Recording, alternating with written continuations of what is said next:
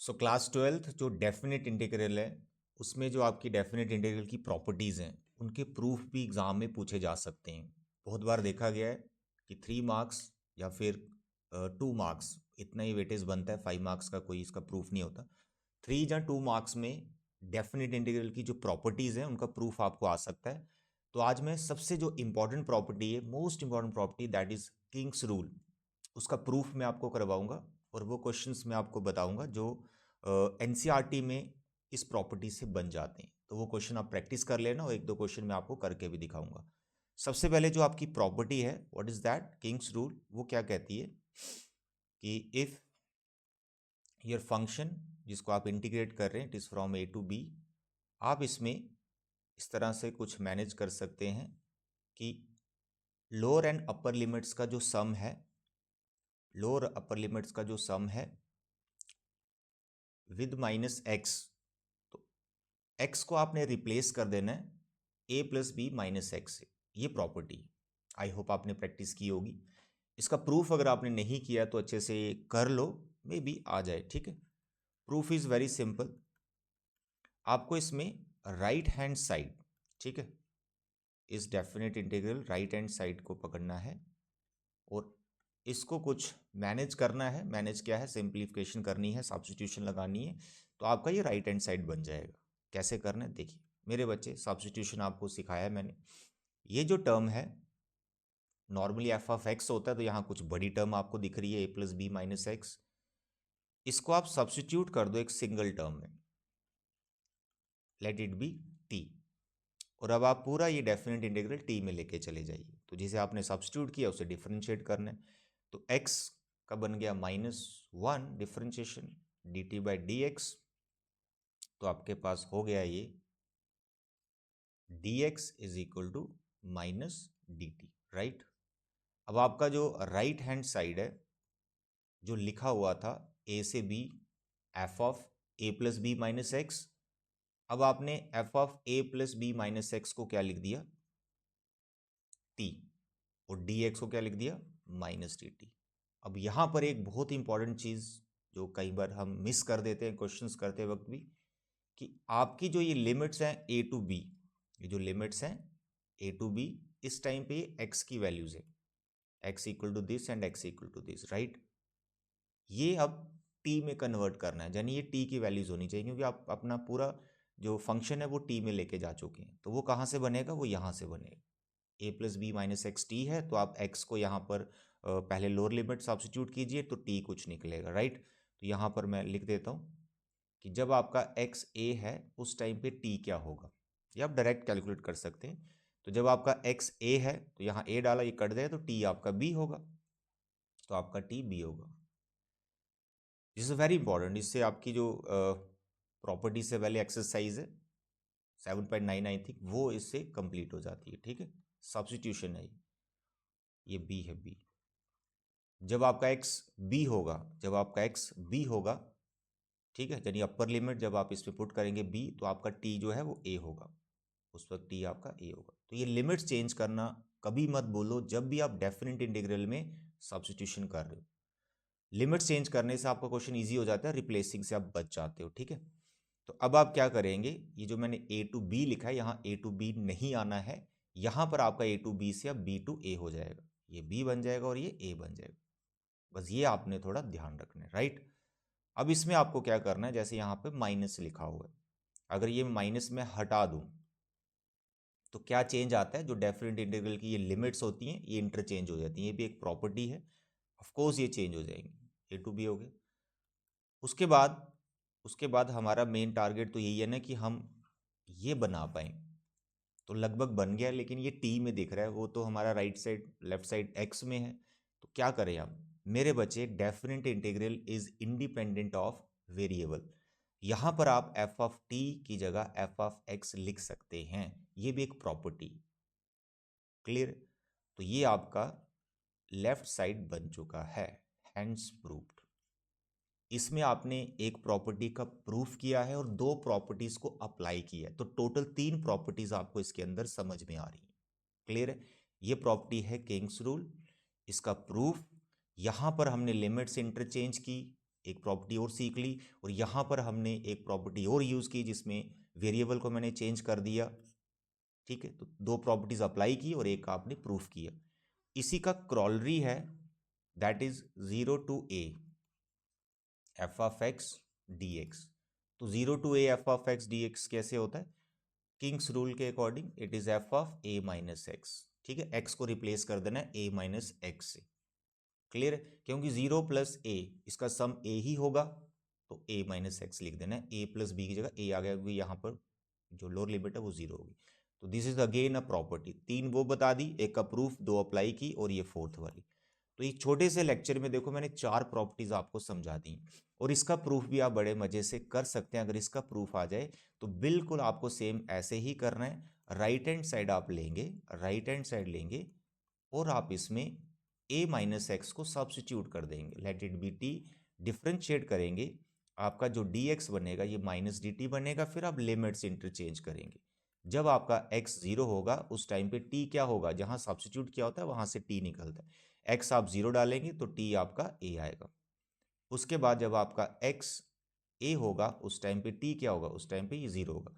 तो आपकी जो राइट हैंड साइड है वो क्या बन जाएगी, राइट हैंड साइड आपकी राइट हैंड साइड हो जाएगी, ये 0 टू a था, 0 टू a, अब a टू 0 हो जाएगा। ठीक है, it is from a to 0, और यहाँ पर f of a minus X था वो t हो जाएगा, और ये माइनस dt हो जाएगा।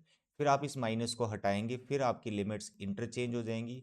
उसके बाद फिर से आप क्या करेंगे, वेरिएबल को बदल देंगे। रीजन आप जरूर डालें, definite integral is independent of variable, that's all. ये आपका लेफ्ट साइड आ गया। तो भैया टोटल चार प्रॉपर्टीज मैंने आपको बता दी, दो के प्रूफ और दो मैंने अप्लाई करके बताई। Is it clear? तो अब मैं यहाँ पे कुछ क्वेश्चंस आपको बताता हूँ जो इन प्रॉपर्टी से आपके बन जाएंगे, कुछ हमको मैं करके भी दिखा देता हूँ। मेरे प्यारे बच्चों ध्यान से सुनो, this your NCERT chapter integrals, ये हमारा चल रहा है। आई होप आप मेरे इंस्ट्रक्शंस को फॉलो कर रहे हैं। रिस्पॉन्स आपके एंड से तो ना के बराबरी है, लेकिन मैंने जिम्मेदारी ली है, रिस्पॉन्सिबिलिटी ली है, आपको मैथ्स हम कराएंगे। तो भैया लास्ट तक मैं आपके साथ बना हुआ हूँ, डोंट वरी। ठीक है, तो यहाँ पर मिसलेनियस से पहले वाली जो एक्सरसाइज है purely based on the properties of definite integral, ये एक्सरसाइज अच्छे से कर लेना, इसमें से एक क्वेश्चन जरूर बनेगा।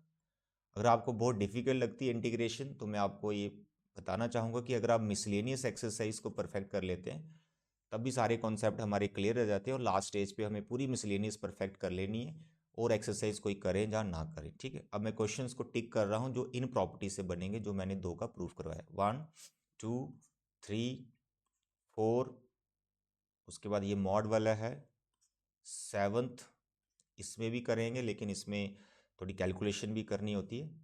ठीक है, ये आगे जो टिक कर रहा हूँ ये सारे इन प्रॉपर्टी से बन जाएंगे। This are removal of X, X को हटाना है, प्रॉपर्टी लग के ही हटेगा। एंड देन 15, 16 भी है, थोड़ा लेंथी है, और भी प्रॉपर्टीज में आ सकती हैं। 17, दैट्स ऑल। तो जितने भी क्वेश्चंस मैंने यहाँ पे टिक किए ये वाला भी बन जाएगा 21।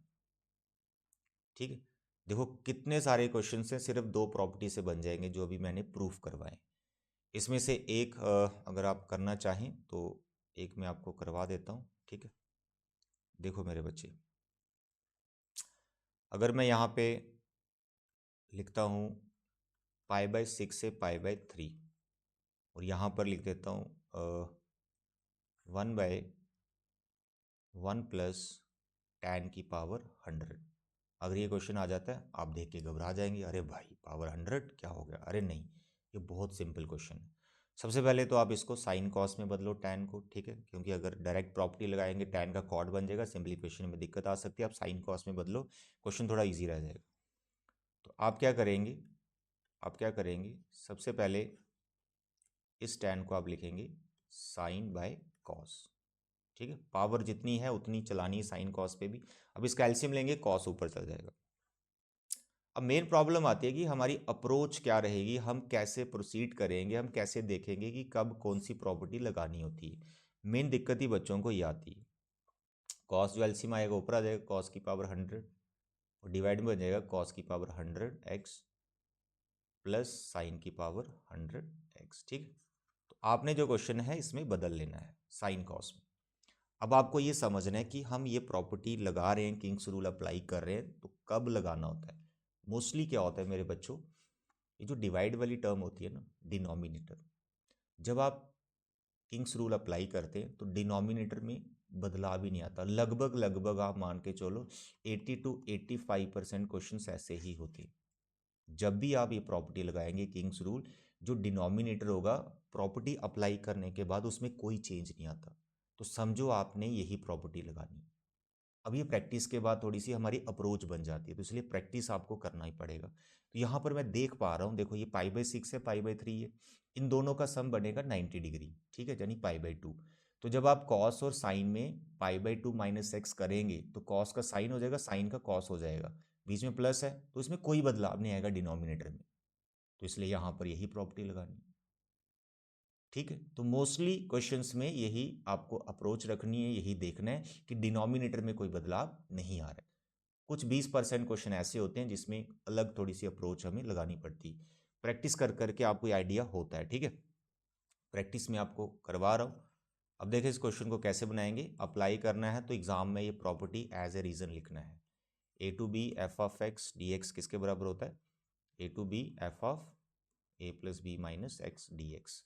तो अब आप यहाँ पे प्रॉपर्टी लगा देंगे, π/6 π/3 कॉस 100, तो यहाँ पे आपके पास आ जाएगा π/6 plus π/3 minus x whole divide by cos की पावर 100।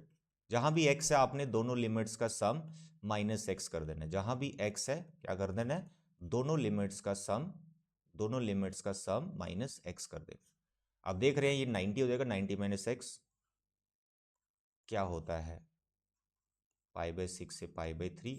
अब देखिए ये बनेगा 90 माइनस एक्स, तो cos 90 minus theta is sine theta, तो कॉस जो ऊपर वाला ये साइन हो जाएगा, साइन थीटा, ठीक है। और डिवाइड में जो कॉस है वो साइन बन जाएगा, साइन कॉस बन जाएगा, ये कॉस बन जाएगा, दैट्स ऑल। तो बिफोर प्रॉपर्टी डिनोमिनेटर जो था वही आफ्टर प्रॉपर्टी, लेकिन न्यूमिनेटर में बदलाव आ गया। न्यूमिनेटर पहले कॉस था, अब ये क्या हो गया, साइन हो गया। अब आपको कुछ नहीं करना, इन दोनों को ऐड कर दो। दो ऑप्शन होते हैं, या तो इनको ऐड कर दो या यहाँ पर ही कॉस प्लस माइनस करो, तो वापस आपका जो आई होता है इंटीग्रल वो रिपीट हो जाता है। तो इट इज़ बेटर कि आप ऐड करो, थोड़ा आसान लगेगा आपको। जैसे आप दोनों को ऐड करेंगे, फर्स्ट वाला पता कौन होता है, जिस पे प्रॉपर्टी लगाई वो फर्स्ट नंबर रखना है। प्रॉपर्टी लगाने के बाद आफ्टर सिंप्लीफिकेशन जो आया उसको नंबर 2 रखना है, यानी जिनका डिनोमिनेटर सेम है। फिर दोनों को ऐड कर देना, इधर आई प्लस आई 2 आ जाएगा, 2i हो जाएगा। अब क्योंकि इनका डिनोमिनेटर सेम है और जब आप इनको ऐड करेंगे तो न्यूमिनेटर भी वही बन जाएगा। देखो कैसे, यहाँ पर लिखा हुआ है कॉस की पावर 100, तो यहाँ पर जब आप ऐड करेंगे साइन की पावर 100 तो ये दोनों प्लस में आ जाएंगे न्यूमिनेटर में, तो डिनोमिनेटर में भी तो वही चीज़ है, ये दोनों कैंसिल हो जाते हैं। तो मोस्टली ऐसा ही होता है। तो पीछे बचा 1। तो देखो इतना बड़ा क्वेश्चन जो भयंकर लग रहा था, जस्ट आपको 1 की इंटीग्रेशन करनी है, बाकी किंग्स रूल का कमाल था, प्रॉपर्टी लगा के सिंप्लीफिकेशन हो गया। सॉरी 1 को इंटीग्रेट कर दो, it is x। Now π/6 to π/3, upper limit minus lower limit आप करेंगे तो ये 60 डिग्री होता है, ये 30 डिग्री होता है। 60 में से 30 गया, 30 डिग्री, तो आपका 2i आ गया 30 डिग्री, दैट इज π/6। तो i आपका हो गया π/12, दैट्स ऑल। तो इस तरह से जितने भी क्वेश्चन मैंने ये टिक करवाए हैं, इन सभी क्वेश्चंस को आप ऐसे इस प्रॉपर्टी से कोशिश करें। अगर कोई डाउट आता है तो मेरे को पूछिए, ठीक है। आपके एंड से अगर रिस्पॉन्स आए मुझे बढ़िया वाला, तो आपके लिए शानदार लेक्चर्स में बना दूंगा और सभी चैप्टर्स के इंपॉर्टेंट क्वेश्चन मैं आपको बहुत जल्दी देने वाला हूँ, ठीक है। तो अभी के लिए इतना बचे, thank you, bye bye and take.